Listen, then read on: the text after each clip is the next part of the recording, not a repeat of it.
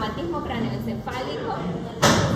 Entonces el TEC resulta de un insulto o agresión del cerebro y es la primera causa de muerte a nivel mundial en menores de 45 años.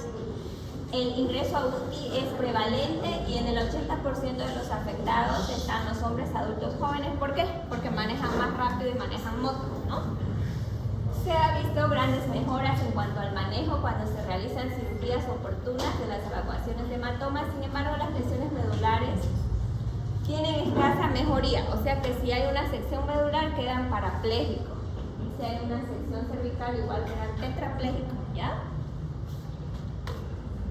El examen neurológico hay que tomar en cuenta el mecanismo de la lesión y la altura de la caída, porque si nos dice se cayó de su propia altura, es poco probable que sea grave a menos que haya dado a una esquina de una acera o que sea una persona en la tercera edad con osteoporosis. Eso tienen que tenerlo muy en cuenta porque cuando los internos presentan no dicen bien cómo fue el accidente. Ustedes tienen que decir el paciente cayó sobre tierra, sobre pasto, es diferente a caer sobre gradas, ¿no? Y de qué altura más o menos y cómo fue y por qué fue, todo eso es importante porque incluso a veces vienen policías, vienen jueces con órdenes fiscales y revisan la historia clínica, cómo cayó, de qué lado, en qué circunstancias fue, ¿no? Entonces un poquito más tienen que explicarlo para uno darse cuenta cómo fue el accidente. Entonces acá tenemos el signo de Butler, que es el hematoma retroauricular y los ojos de mapache, que esto nos habla que ha habido lesión en el cráneo y si es que hay salida de líquido, ahí podría ser una otorrea cuando es sangre o salir líquido cefalorraquídeo. Igual por la nariz puede salir, ¿no? La clasificación puede ser cerrado o abierto cuando ha habido fractura del cráneo, ¿no? Y también de la piel en la penetrante. En relación al tiempo puede ser directo o primario, indirecto o secundario o terciario, porque a veces choca un auto, por ejemplo, y va y choca a otra pared, ya es secundario, ¿no? Terciario se cae después inclusive. Entonces, la escala de Glasgow tienen que manejarla muy bien ustedes en la práctica, en todas sus notas que ustedes hacen de referencia. Si trabajan en un primer nivel o están en su provincia, siempre nos fijamos en el Glasgow, ¿ya? Muy especialmente en los TEC.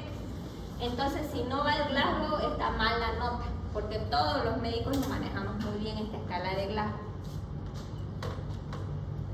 Los tipos de lesiones pueden ser hematomas intraparenquimatosos, subdural, extradural, con volcado ventricular, vamos a ver imágenes, lesión axonal difusa, hemorragia subaracnoidea. Entonces aquí tenemos una hemorragia intracraneana, ¿no? En el lóbulo temporal y frontal.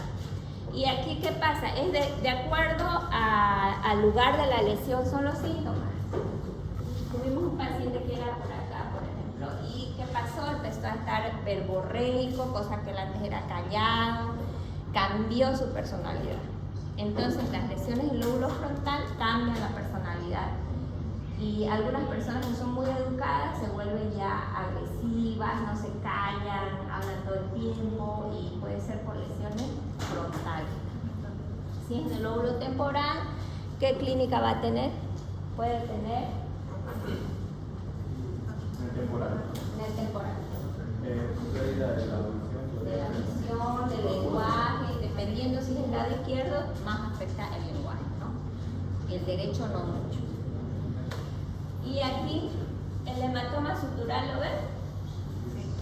Es como una luna, ¿no? Una media luna. La mortalidad es alta. Y el hematoma extradural es biconvexo, como un lente, ¿no? La hemorragia intraparenquimatosa. Ahora, cuando hay hemorragias que son grandes y están cerca de la calota craneal, es más fácil que las intervengan quirúrgicamente. Cuando están más profundamente, es un poco más difícil, pero no es imposible. Si son grandes, igual se operan. Pero hay que tomar en cuenta que el trayecto va lesionando igual, ¿no? Hasta llegar al lugar de la sangre. Esta es una lesión axonal difusa. Y hay lesiones axonales difusas que ni siquiera tienen esto de sangre, que puede ser pura lesión axonal difusa. Y parecería que no hay mucha sangre, pero está bien lastimado el cerebro. y los pacientes quedan mudos, afásicos y con el tiempo generalmente no hay muy buena recuperación y hay que esperar 6 meses, 8 meses en que recupere. Entonces es así, ¿no? Esta es una hemorragia subaracnoidea. Ahí pueden ver las lesiones. ¿Qué serían estas? ¿Cómo se las describe? Si tienen que describir una tomografía, ¿cómo la describen? Porque les van a decir eso. Ustedes los internos anotan todos, son escritores, ¿verdad? Escriben. Es una tomografía donde se observan imágenes hiperdensas, porque es tomografía en región temporal, peritroncal, ya. Esto es adyacente a la dura madre aracnoide, ¿no? Eso significa que es hemorragia subaracnoidea. Y tenemos aquí que el cuarto ventrículo está conservado y estos ventrículos laterales están presentes, ¿no? Pero también acá se observa que hay edema cerebral porque no hay el espacio subaracnoideo que suele haber. Más bien no está con desvío de la línea media, ¿no? Entonces así tienen que describir siempre. Y si fuera resonancia y ven algo blanco, ¿cómo lo van a escribir? Hiperintenso. En resonancia es intenso, lo blanco es intenso y en tomografía hiperdenso. Lo oscuro en resonancia es hipointenso y en tomografía hipodenso. Ahí está la escala de Glasgow que se la tienen que saber así, ¿no? De memoria. Rapidito ya el paciente ocular, verbal, motora es lo primero que se anota. ¿Por qué? Porque si el Glasgow está abajo, menos de 8, si está 7, 6, hay que intubarlo. Entonces todo es rápido, ¿no? Ya los signos pupilares, si es que hay alteraciones pupilares nos preocupamos, ¿no? Porque puede ser que el paciente está ya en una fase inicial donde puede fallecer porque se pueden clavar, ¿no?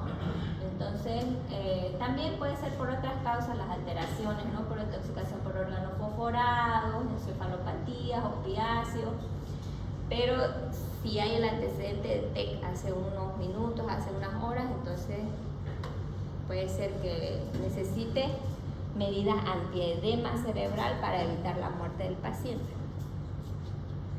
Ya. La clasificación entonces el leve es de 13 a 15. Algunas literaturas dicen 14 y 15, pero está bien.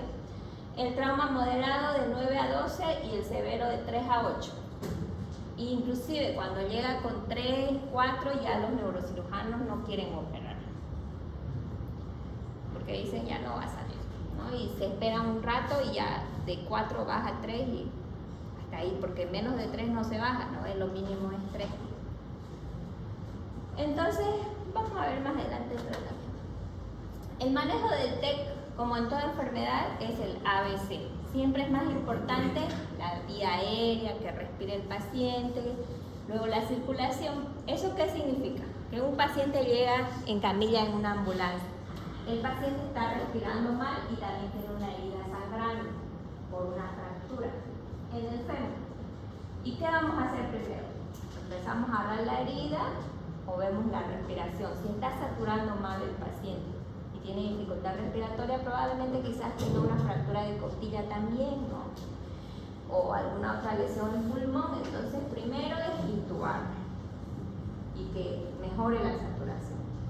Y después es ya la cirugía, la llamada al traumatólogo, para que le hagan radiografías, todo el estudio más completo, tomografía y entra a quirófano, ¿no? Porque si se van primero a la circulación, igual pueden morir con un shock hipovolémico, pero nos va a dar un poquito más de tiempo con que alguien presione ese lugar que está sangrando ya, y el otro lo está intubando.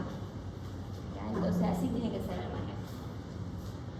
Entonces el oxígeno, y ya luego nos fijamos en el shock, ¿no? Si está hipotenso hay que ponerle 2 vías, comprárnoslas gruesas y que pasen a chorro, ¿no?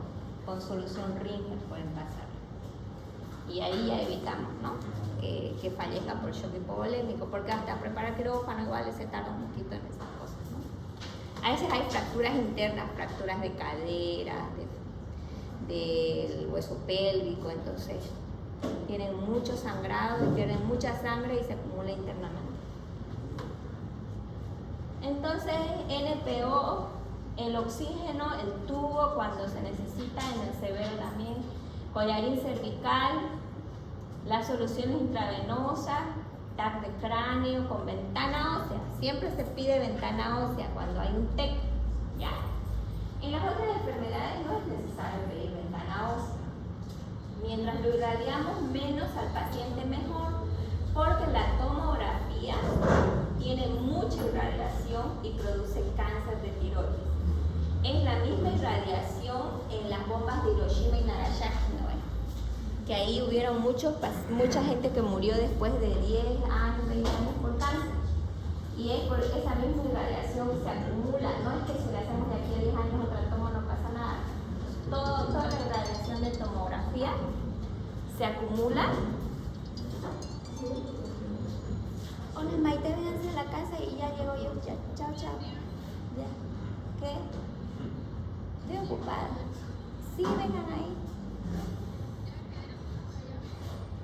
Ya sé, pues Maite, ¿qué más van a hacer? Vengan, chao. Entonces ustedes, ¿dónde están? Hablando de la tomografía, de la radiación. A la irradiación. Ya, cuando hay más de 10 tomografías hay muy alto riesgo de IRC, formar cáncer, principalmente tiroides, pero puede haber de mama, de útero, porque esa irradiación es muy mala en la tomografía. En la resonancia, en la ecografía, en el electroencefalograma no hay nada de irradiación. Pueden pedir resonancia las veces que quieran, pero tener cuidado con las prótesis de cadera, porque cuando hay prótesis se pueden mover los tornillos, todo eso, porque hay mucho magnetismo. ¿Ya? Entonces, ese tema de la irradiación es algo que ustedes pueden leer en sus vacaciones, porque muchos colegas lo desconocen y piden tomografía, piden y no saben que después de 10 años ya va a empezar a formarse cáncer. Y es algo iatrogénico, o sea que estamos haciendo los médicos. Es un tema que no nos los enseñan mucho en la universidad, pero está, y no está muy investigado tampoco, ¿no? Entonces, pero si lo investigan es así como les digo. Ya, entonces hacemos eso, radiografías. Esto es el protocolo para un trauma, como que alguien cae de un segundo piso, digamos, entonces hay que pedir todo esto. O alguien cae de una moto, hay que pedir todo. Pero si alguien va y se resbala y hay que revisarlo, ¿no? Si el paciente hace todos los movimientos oculares, pares craneales, mueve los brazos, camina, me duele aquí, entonces ¿de dónde le pedimos? Solo región lumbar. Si dice me duele la pierna nomás, estoy bien y hace todo, entonces solo la pierna. Hay que ver por eso el mecanismo de la lesión, ¿no? Pero si hay duda, es mejor pedir por demás a que no falte. Todo donde les diga al paciente, aquí me duele, y ustedes lo ven edematizado, eritema, y peor si lo ven con hematoma, sangrando ahí, sí o sí. Ya. Ahora, el síndrome de hipertensión, en el síndrome de hipertensión intracraneana, la secuencia rápida de inducción de la ventilación mecánica es la preoxigenación, fentanilo, continuar con oxígeno al 100%, hay que producir una sedación y parálisis con succinilcolina, intubar y ventilar. Ahora, esto es lo que hacen los anestesiólogos generalmente, pero si el paciente está ya mal, ya no habla, ya se está yendo, su Glasgow ha bajado a 7, 6, entonces no hay que hacer todo eso, hay que intubar rápido. Porque hasta conseguir la medicina, que a veces no está en las emergencias. Pero los anestesiólogos manejan su botiquín y ahí ellos tienen más rápido. No sé, si hay un anestesiólogo por ahí, le dicen, intúbamelo. Ellos lo relajan. Pero igual todos los emergencistas, todo el que trabaja en una emergencia tiene que estar muy bien capacitado para intubar. Igual los pediatras que hacen emergencia, porque llegan desde neonatos hasta niños de diferentes tamaños, utilizan diferentes tubos y hay que intubar rápido. Porque yo he visto que una vez un niño se murió porque no lo pudieron intubar. Y, o sea, eso no nos puede suceder. Hay que intubar, sí o sí. Es algo que tenemos que hacerlo sí o sí porque el niño hizo paro dentro del hospital. Igual de recién fui a ver un caso donde la operaron a la paciente y hizo un hematoma y después hizo paro, pero estaba ahí en el hospital, o sea estaba la enfermera, médico de turno. Es difícil en una situación así, pero para que ustedes estén preparados, mejor si todos aprenden a intubar, sea cual sea su especialidad, porque siempre van a hacer turno, ¿no? Entonces se lo intuba y ya. En este caso que les digo, no sé por qué motivo no lo intubaron más rápido. Y ahora la paciente está en estado vegetativo por la tardanza en intubar, porque hizo paro dentro del hospital por un hematoma que le fue comprimiendo la tráquea.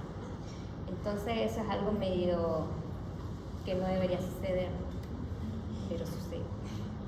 Yo también estaba no les digo qué hospital, pero había una pediatra que se olvidó todo el protocolo de atropina, adrenalina para reanimar al bebé, ¿no? Se lo intubó al pequeñuelo que tenía unos 2 años o 3. Y ella, yo no sé cuánta adrenalina y atropina. Y yo, no. Y nadie sabía, Dios mío. Ay, ya, pero vino alguien de anestesia, creo que ese rato. Pero, o sea, una pediatra tiene que saberlo, ¿no? Bueno, hasta yo capaz tenía que saber porque estaba en el hospital del niño.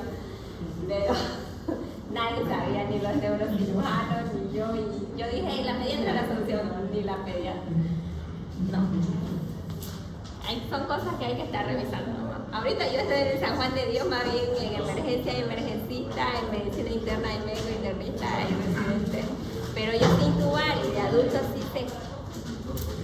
Es que cuando llegué me fui a trabajar primero al hospital de niños, pero yo soy de adultos. Y ahí trabajé 4 años y medio. Y así. Ya después lo estudié todo. Ya hasta ahorita ya no lo practico, digamos, estoy en adultos, pero sí lo estudié. Pero ese niño no se murió, vino la anestesióloga. Pero ni siquiera quedó ninguna secuela en ese niño, porque lo hicimos todo rápido, ¿no? A correr y a gritar anestesio. ¿Cómo? ¿Se acuerda cuál era la cifra? No me acuerdo, es por kilogramo de peso. 0.1 es, ¿no? Por kilogramo de peso. Hay que poner adrenalina, atropina y así intercambiando. Y también bicarbonato. Ya. Hay que hacer un control hemodinámico, hipotensión, retención de dióxido de carbono, anemia, todas esas son las complicaciones que puede haber. Ya, estas cosas se las tienen que memorizar muy bien porque en la práctica igual les va a servir. ¿Qué cosa?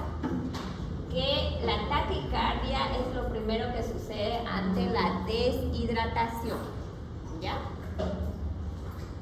La diuresis es el parámetro más fidedigno del estado de hidratación. O sea que si un paciente está deshidratado, ¿qué es lo primero que va a suceder? Taquicardia. Y aunque es segundo, pero es más fidedigno, es la oliguria, porque eso nos va a mostrar que el paciente está deshidratado. Y un shock hipovolémico no lo van a manejar con dopamina. Tiene que ser volumen igual, ¿no? Sangre o suero, líquido. Ahora, hay pacientes que no solo es por TEC que se deshidratan, sino puede ser por una hemorragia digestiva alta, que va a entrar en el mismo mecanismo de shock que un sangrado en alguna pierna o en la pelvis. ¿Me entienden, no? Una hemorragia. Entonces hay que tener cuidado de esto, porque a veces los internos anotan y hasta los residentes se les va el taquicardia y no le dan importancia. Oliguria tampoco le dan importancia hasta que ya entra en anuria y se eleva la creatinina. No hay que esperar a eso, hay que ir analizando cada cosa. Y van a leer el Q-SOFA antes de entrar a su internado y lo van a memorizar muy bien, ya lo van a analizar más que todo. Así siempre les va a ir bien y ustedes pueden ayudar y ser mejor que sus residentes, inclusive si ustedes analizan las cosas. porque hemos visto historias clínicas que se anota que está taquicárdico, después oligúrico, y ya pasa una semana y ya se ve la creatinina por el cielo, tiene que dializar, y en realidad es porque estuvo deshidratado una semana, ¿ya? Y se puede hacer igual durante el internado, balance hídrico cada 24 horas y balance hídrico acumulativo. ¿Eso qué significa? Por ejemplo, si él se interna, el balance hídrico de 24 horas estuvo menos 100 ml. Luego el del día siguiente menos 500 ml. El del día siguiente menos 300. Pero si hacemos igual el balance hídrico acumulativo, ya vamos a ver que si ha estado internado 10 días ha podido perder 10.000 ml. ¿Me entienden? Y hay evoluciones que no hacen el balance hídrico acumulativo y es muy importante eso. Eso generalmente lo hacen en terapia intensiva, pero en pacientes que se manejan alteraciones de volumen o hay algún problema en volumen o cardíaco, hay que hacerlo igual, no sirve de mucho. Porque cuando un paciente está constantemente deshidratado, a veces hasta en el hospital da trombosis venosa profunda. Y si los médicos no analizamos esas cosas, y algunos ni se dan cuenta que es porque la deshidratación y lo estuvieron hipohidratando largo tiempo. Sí, ya cuando analizamos varios factores nos damos cuenta. ¿Ya? Eso les enseño para que les vaya bien y no tengan problemas con sus pacientes. Ya, entonces aquí la fractura de columna cervical se presenta en el 5 a 8% en el TEC severo y en el 10 a 15% en pacientes con trauma facial. Las indicaciones con nivel de evidencia son ya para cuando están internados: higiene periódica oral con clorexidina con el propósito de reducir la incidencia de neumonía asociada. Se recomienda sedación y analgesia en pacientes que se encuentran ventilados mecánicamente, porque claro, algunos llegan con grados de 3, 4 y se los intuba y es ventilación mecánica, ¿no? Se recomienda utilización de inhibidores de bomba de protones, porque antes, cuando no se daban los inhibidores como el pantoprazol, el omeprazol, se presentaban hemorragias digestivas altas durante la internación, que son las, ¿cómo se llama? Las de Curley, las úlceras de Curley, eso es. Gastritis erosiva por estrés, ¿no? No recuerdo bien. En caso de convulsiones se inicia fármacos antiepilépticos, eso falla. Pero eso es en teoría, porque cuando vemos un cráneo feo, con sangre y todo, le ponemos, aunque no haya convulsionar. Eso es en la práctica. Porque no queremos que convulsione, pues eso les produce más edema cerebral, más inestabilidad y empeora todo, ¿no? ¿Por cuánto tiempo? Les ponemos de acuerdo a lo que el paciente esté internado, ¿no? Si es algo grave puede ser unos 6 meses, si es algo moderado unos 2 meses. Referir a centros de salud, esto es para cuando ustedes hagan su provincia, por ejemplo, los van a destinar a diferentes lugares y pueden estar solos. Cuando hay que enviar a un neurocirujano para que los opere, cuando ustedes vean que el Glasgow sigue descendiendo, ¿ya? Cuando la lesión está aumentando, si hacen una tomografía y otra al siguiente día.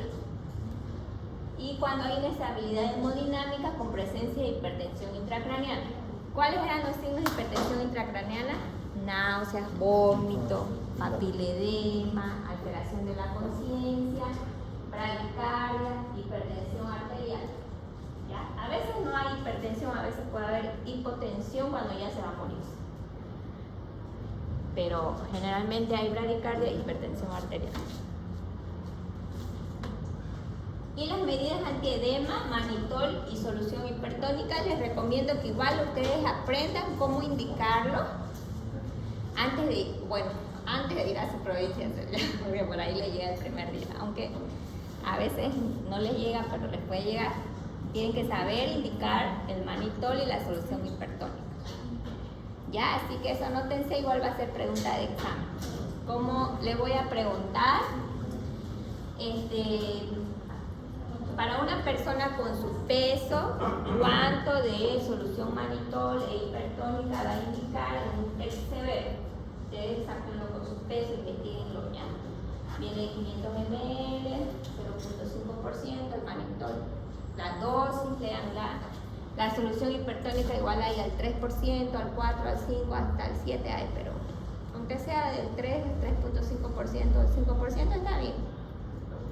Y la preparación con cloruro de sodio, 70.000 equivalentes, o con 35.000 equivalentes sale la solución al 3.5%.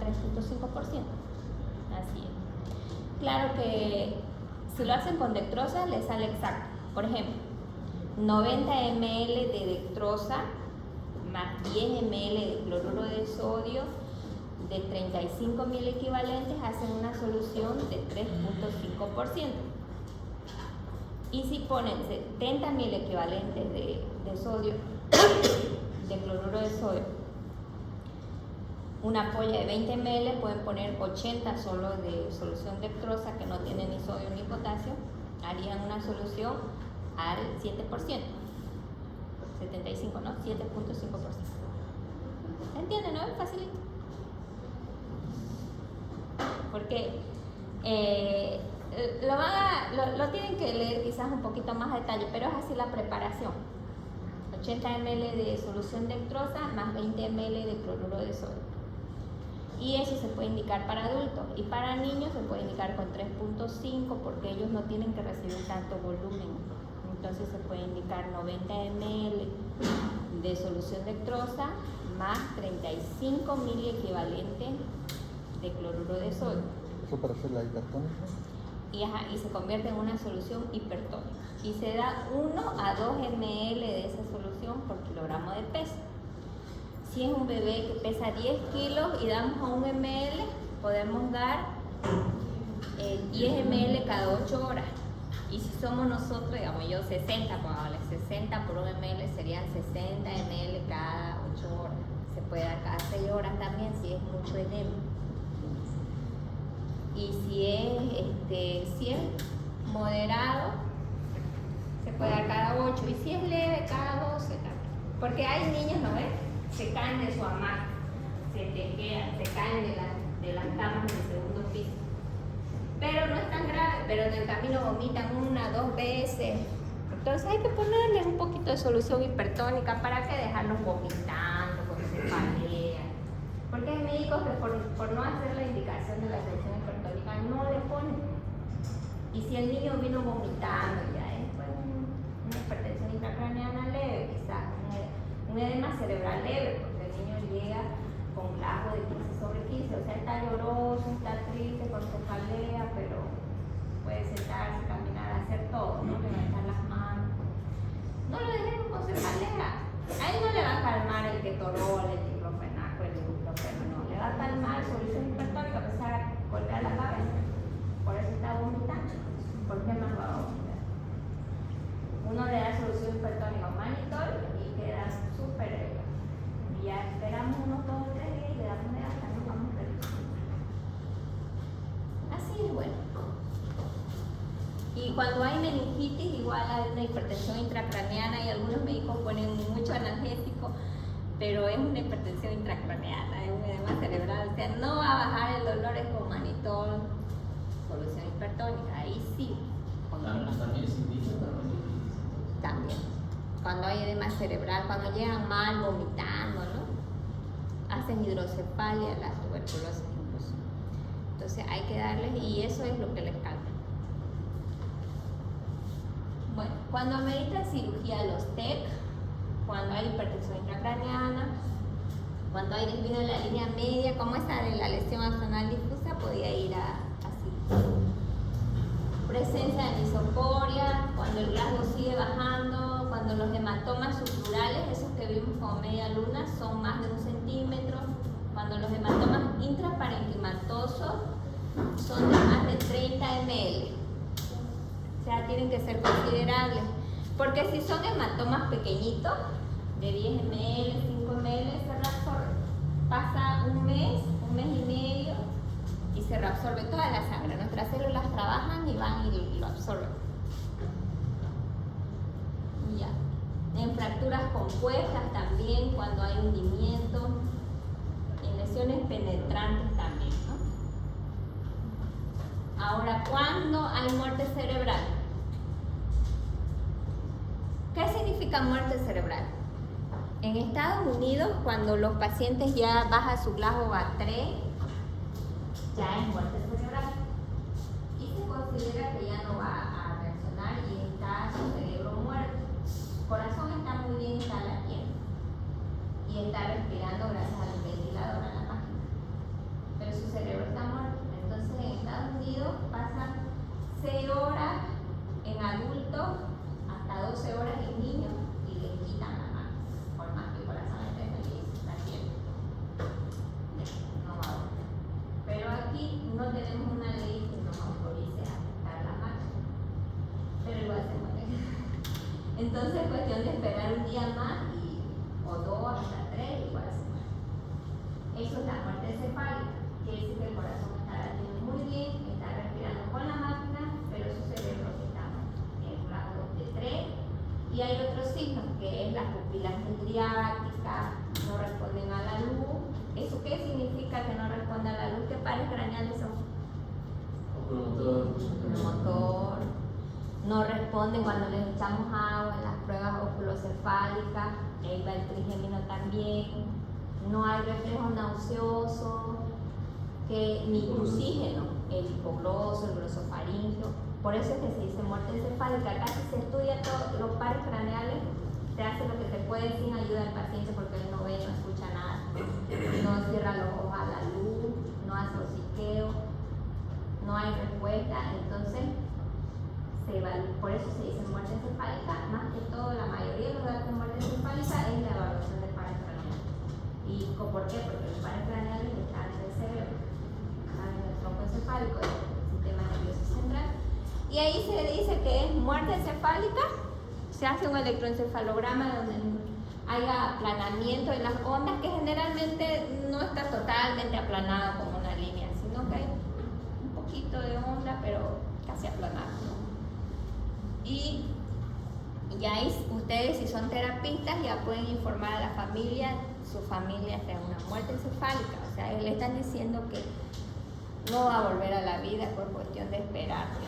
Y ahí ya no piden, por ejemplo, dopamina, poner más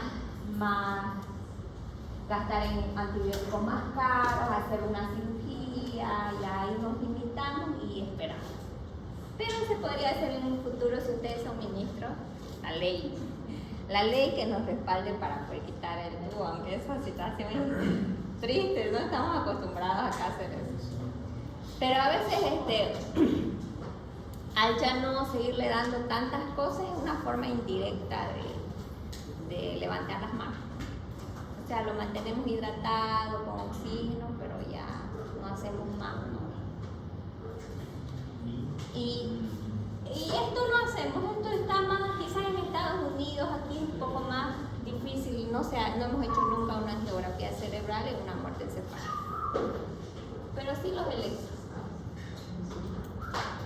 Aquí la solución salina, que ya les estoy dando datos para que ustedes lo puedan estudiar.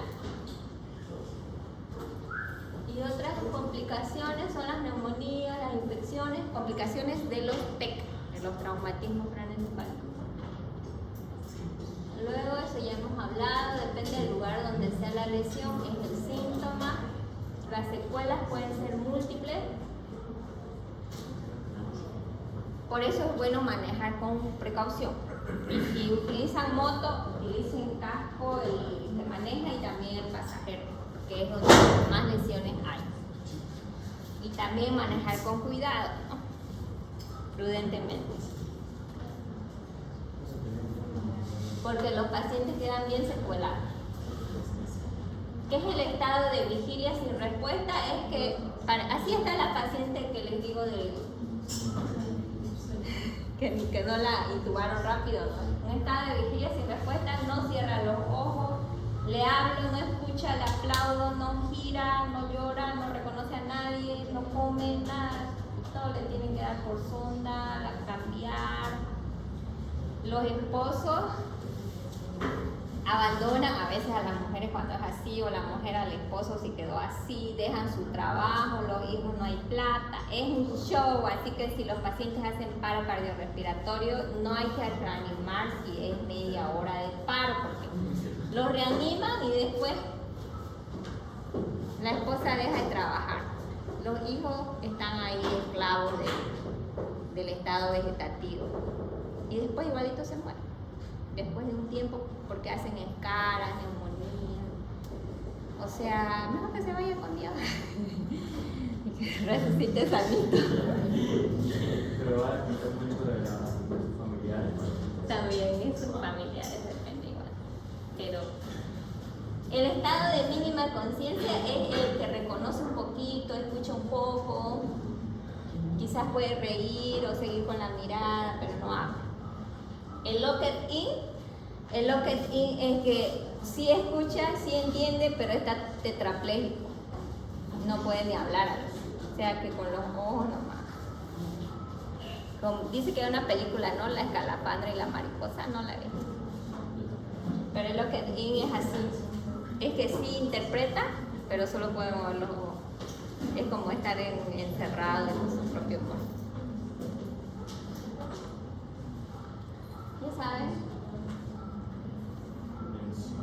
Ya está. Ya acabamos. Pensé que iba a ser más corto. Ah, el examen, ¿para cuándo va a ser? El 12 me dijeron que está bien, ¿no? Está bien el 12 para todos, ¿no? Y las exposiciones que eran para el 19 vamos a adelantar ya. Digo, Sí, está en el grupo, pero ya estamos dividiendo la fecha. ah, ya. Gracias.